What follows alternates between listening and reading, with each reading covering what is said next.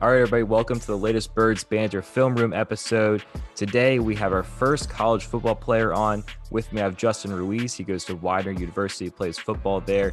Justin, first of all, how are you doing today? And can you tell us a little bit about your football background? Sure. I'm doing great, Matt. I hope you're doing well yourself. A little bit about me. I come from the Bucks County area of PA. I went to Central Bucks West. We were a powerhouse back in like the early 2000s and the 90s, but we kind of fell off a little bit when I was playing.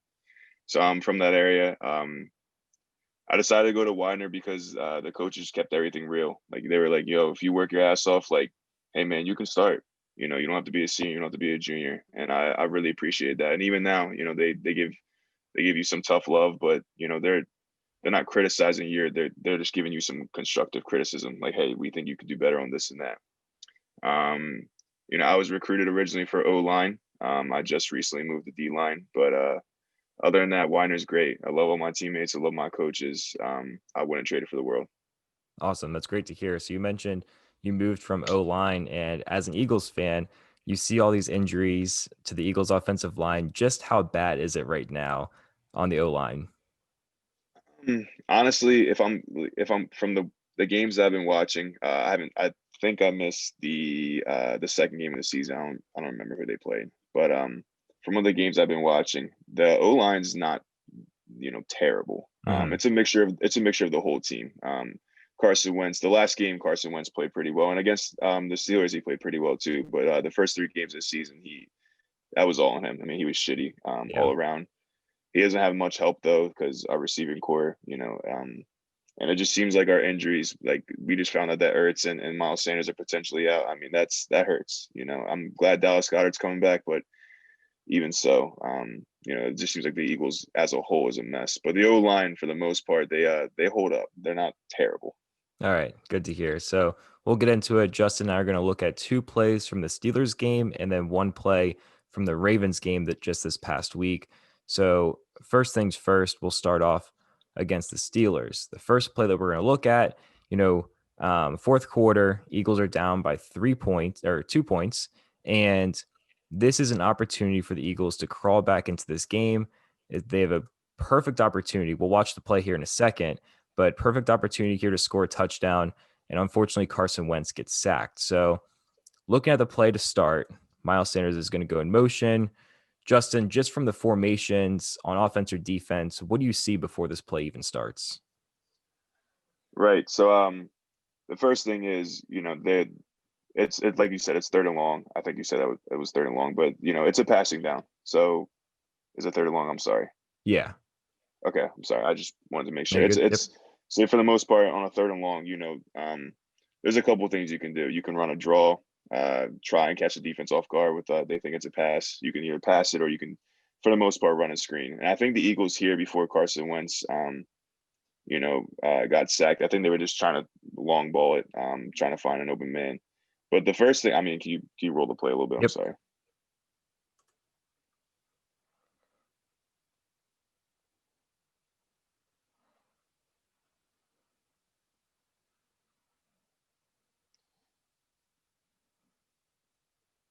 I was just waiting for the other angle. Yeah. Get the back angle here. It's just much easier from the back angle. Yeah, Yeah. yeah. So from here,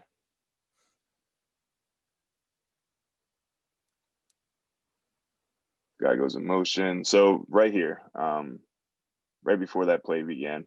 Hmm. Sorry, can you go back a little bit? Yeah.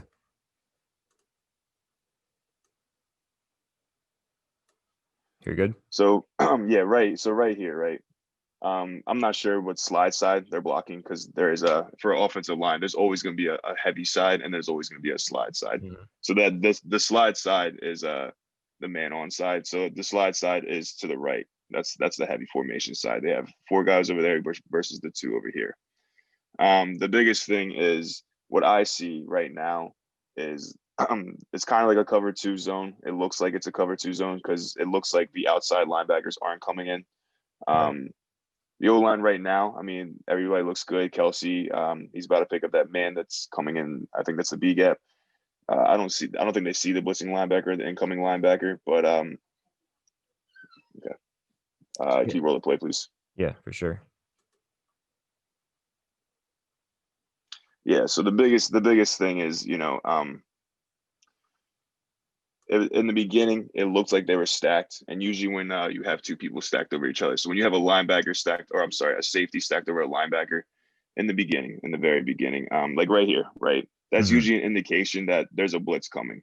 Okay. The guy, the linebacker's coming, right? Like right there, it kind of looks stacked, but they Hmm. move it, but the linebacker's usually coming, and then the safety fills the spot. That wasn't the case here. That's just something I know from Widener football that they taught me. Yeah. Other than that, the line just kind of collapsed. It was a great move by the DN. I don't know his name. I'm not a Steelers fan, but it was a great move by the DN to Hmm. just split the guard and the tackle from each other. And it was great coverage all around from the Steelers too. Great zone coverage. Yeah, for sure. And one thing, obviously, this is a sack on Carson Wentz, but one thing I want to point out here, I'm going to roll it from this angle here. Travis Fulgham, top of the screen, number 13. He's playing really well for the Eagles, but he gets a ton of separation. And it looks like Carson Wentz is looking in his direction, but there's just too much pressure on Wentz to get the ball out. So after I run this, I want to ask you, how much does pressure on the quarterback affect their decisions? Because it looks like he's ready to unload, but he doesn't know if he's going to, get hit from behind. Okay. So they're going to, do their motion. Fulgham's going to run a double move here and just leave the defender in the dust. It would have been an easy touchdown if Carson Wentz hit him, but he's got someone right behind him. So, Right.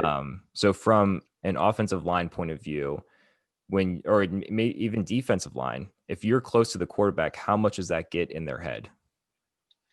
Right. So from a defensive line point of view, that's your job. You obviously want to fill your gap, you want to fill your lane, you want to get to the quarterback as fast as possible. From an offensive line standpoint, you it's really, really I don't think people give enough credit to. I always say this, that offensive linemen have one of the toughest jobs on the field. Mhm. Realistically, Carson Wentz has about 2 to 3 seconds to throw a ball. And that's just because that's not the same for Widener football, Widener Division III football, but versus the NFL. But at that stage, the athletes that they are and the strength and just the physicality that they play at, that's how much time that the quarterback has. He has about 2 seconds to throw the ball.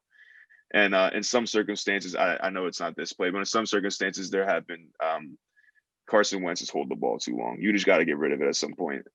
Here, his line collapsed, so it's not entirely his fault. But like I said, in other past games and past plays, that Carson Wentz needs to get rid of the ball. You only have 2 to 3 seconds as an offensive lineman, really, to hold your guy and block him from and stop him from reaching the quarterback. But as a quarterback, it's mentally tough. It's definitely mentally challenging. You have someone in your face the whole time. It makes the game so much more.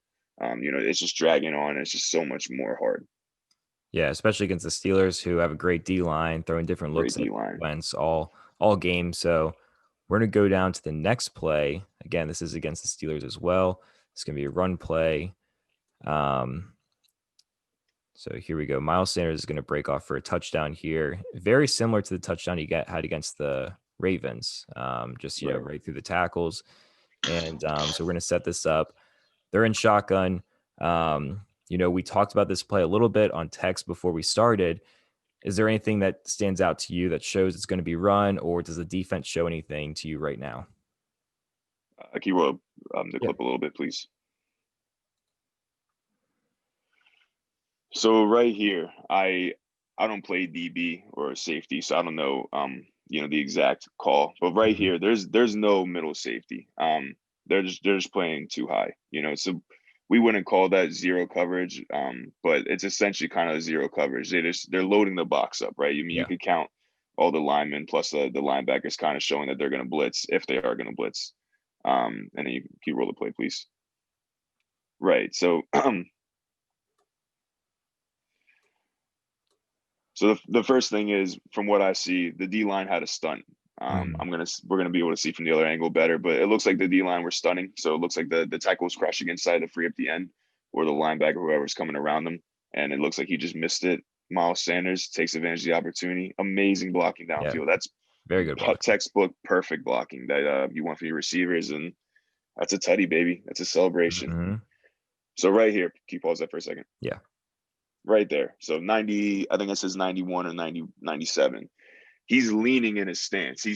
He's legitimately facing legitimately facing that direction. So you know that he's got to be coming into that gap. He's trying to fight across Kelsey's face, come into that gap, and I think 55 is going to come around, or 55 is going to come around and try and make the play. But Yep. yeah, Kelsey grabs that's him. just right. That's just Kelsey did a great job blocking. Miles Sanders did an amazing job finding the hole. 55 did a really shitty, poor job of trying to fight over the other gap. Mhm. One man to beat, great blocking downfield, and that's where the magic happened. Great play for the Eagles, really overall. Yeah, and we get on JJ Arcega-Whiteside's case a lot as Eagles fans because he hasn't really been producing a lot, but just as a football player's standpoint, you've been around wide receivers playing football. How important, how underrated is blocking as a wide receiver? Because although he's not really catching many passes, scoring any touchdowns, this touchdown wouldn't have happened if JJ gave up on the block. Right. Blocking for receivers, blocking all around is by far one of the most important aspects of the game. Especially for a receiver. One guy breaks his, if there's a man coverage, as soon as the guy breaks his tackle, or he loses his man and catches the ball, he's that's his first goal is obviously to run downfield. Mhm. And that's hard to do when you don't have receivers that block, or they do a shitty job of blocking. It makes the game so much easier. It really takes away from receivers when they can't block. Like I hate to say it, but Juju, I don't watch a lot of Juju games or Juju Smith highlights, but I've noticed Juju's best year, if you actually haven't noticed, was when AB was there. Yep. Juju is a very, very good blocker, and that helps his game a lot, but it doesn't translate a whole lot when he's the number one because they're really focusing on him. But when Yeah. AB was there and he was the number three option, he can get more receptions, more looks because they're focusing on AB. He was a hell of a blocker then too, and so was AB. I mean, they both are very good blocking receivers. I just use them as an example because obviously Pittsburgh. But it's really important for receivers to learn how to block. If you can't block, it really hurts the running game, and it hurts your overall offense too. Yeah, that's a great point. So, awesome to see Miles Sanders get involved. Unfortunately, he suffered injury, so won't be Yeah, seeing him for the next couple of weeks. But he has had two pretty long runs these past 2 weeks, over 70 yards. The one against the Ravens, he ended up fumbling. But speaking of the Ravens, we're gonna end things off with this last play. We're gonna go to the Eagles' defensive side of the ball, so you can give some of your knowledge on Eagles defense. They're down 17-0. Lamar Jackson takes matters into his own hands here. He has a ton of protection, something like Carson Wentz doesn't have, and takes off and scrambles for about 20 yards. So as I'm rolling this, if anything stands out to you, just shout it out. But again, like I said, great protection here for Lamar Jackson. great protection. Um, I think I remember watching this play during the game. Obviously, Lamar Jackson is a hell of an athlete. Let's just start there. Hmm. Patty Mahomes, Lamar Jackson, Big Ben back in 2011 when he was like 6'4", 260, he could scramble. I mean, there's just hell of athletes in the NFL, especially at the quarterback position. The biggest thing that I see, overall, it's just great blocking, but also Fletcher Cox. He I don't want to say Fletcher Yeah. Cox is lazy because he is a big rock on defense. He's he's Hmm. he's our guy, right? As far as it goes here, Fletcher, he's fighting, but he's not fighting it as a defensive lineman. In a standard 4-4, 4-3, whatever your base front is, you have assigned gaps. And as a defensive tackle, I would know that Fletcher has to take the B gap here, Hmm. and he just kind of, I don't want to say he loses it, but the Kind of biggest pushes thing is towards the he A. right, he kind of floats his way into the other gap, and that's the biggest thing is Lamar took advantage of that. Hmm. When you give up inside contain, it's not that bad because inside it's like you have your other nine guys there. Where versus Lamar cutting to the outside, well you have Fletcher, you have your DN, and all your other guys, your safeties, your DBs are chasing. They're Yeah. running downfield. So that's the biggest thing is Lamar. I mean, first of all, he has wheels. Hmm. He's remarkable. But second of all, I mean, right there. He's not You catching you him. can't right. You can't. Lamar's too athletic. He's too agile. You as a defensive tackle, you just have to keep fighting in that B gap. You can't let him cut across your face like that and then cut to the outside. Um, but overall, I mean, from the DBs of this and the safeties for the Eagles, that was a great coverage play. Hmm. The D line just didn't get to him fast enough, and then Lamar took advantage of the opportunity of letting Fletcher Cox kind of float to the A gap and cutting outside. Yeah, definitely. So when you face athletic quarterbacks like this in college, what's your kind of point of attack? I know you said, hold your gap, keep pressure going upfield. With a guy like Lamar Jackson, it seems like he can make a gap out of anything. It looks like Right. they're trying to get upfield and then he finds something. So, what's the most important thing in defending a quarterback like Lamar Jackson? The most important thing in defending a quarterback like Carson Wentz or Lamar Jackson or Mahomes, great scramblers Hmm. is you have to maintain where your gap is, and that goes across the board. Everybody's got to do their job on defense. When it's a quarterback that good, that fast, that agile, a DN cannot come crashing inside and give outside leverage. It doesn't help anyone. If he makes the play, he makes the play. That's great, but now the Ravens are like, all right, well, he's crashing every time. Let's just run that quick toss. He's going to fall for it. Run this quick RPO. He's going to bite on it. Right. And that's the biggest thing is everybody just needs to do their job. And you kind of it's a little bit of a luck factor that Lamar is as gifted as he is. But there are quarterbacks out there like that, and like I said, that's just the biggest thing is you have to be a little lucky on the defensive side, hoping that he doesn't find the little hole that he could squeeze through. And also, everybody just kind of needs to do their job. Everybody needs to hold down that fort. Fletcher can't give up that B gap. You got to hope that if Lamar does come up the middle and he doesn't take that outside B gap, that when he comes up to the A gap, it runs right through the middle. Someone's just Hmm. two people come and fill it. Yep. Those are the two biggest emphasis points on defense is 11 hats to the football. You got to make sure everybody's running to the football. Yeah. And also you got to make sure that everybody's doing your job. Awesome. Great stuff, Justin. Before we end up here, want to ask you, as an Eagles fan, your experience in football, what's the most crucial thing for them going forward? How are they going to turn the season around if they do? That's tough. There's a lot of things. There's a lot of things. If I'm being honest, as an Eagles fan, I would love to see us tank. And I know that's really, really hard to say because, Mm, everybody wants to see the Birds succeed. Well, not everybody, but Eagles fans want to see the Birds succeed, especially after, winning the Super Bowl only a few short years ago. So, we have that small little chance that, hey, we can make it back there. But yeah. we don't have the same team, we did a few years ago. I think at this point, you don't have any receivers. Alshon, I don't think Alshon's out anymore, but Alshon, I mean, he seems like he's getting hurt every season. Mm, DJ is having a really hard time staying healthy. Zach Ertz just went out. Miles Sanders just went out. I mean, offensively, it seems like the Eagles really are cursed, but just can't catch a break either. And if I'm being honest, I think as far as if you're talking about this season, I think they do have a chance to turn it around. I think it's going to be very hard. I think everybody just kind of has to step up. Carson Wentz has become the MVP Carson Wentz we saw him back in 2018. yep. Even last year, Carson Wentz was phenomenal, having 4,000 plus yards, throwing and not having a single receiver or catch over 500. That's Hmm. an incredible, Hmm. that's an incredible accomplishment. But as far as this season goes and our future, I think that the Eagles tanking is what's best. Hopefully, we can get a high draft pick, and then everybody comes back next season healthy, and we can focus on everybody getting healthy. And because if you're out of playoffs, you got nothing to lose. You might as well Yeah. sit Ertz for the rest of the season. Let him, catch his breath. Let him get healthy. Same thing with Sanders. Come back next season and just, attack it really hard. Yep. Yep. I hear you. So, Justin, again, thank you so much. Make sure you plug yourself. Tell everybody where they can find you on social media. My Instagram is JR016. My Snapchat's JR016. And those are the only things I use. But yeah, thank you so much, Matt, for letting me on this podcast, the show. Like I said before, it's incredible. I think what you're doing is incredible. I love it. Thank you for taking time out of your day. I really, really, really, really appreciate it. This was super cool for Absolutely. me. Thank you so much.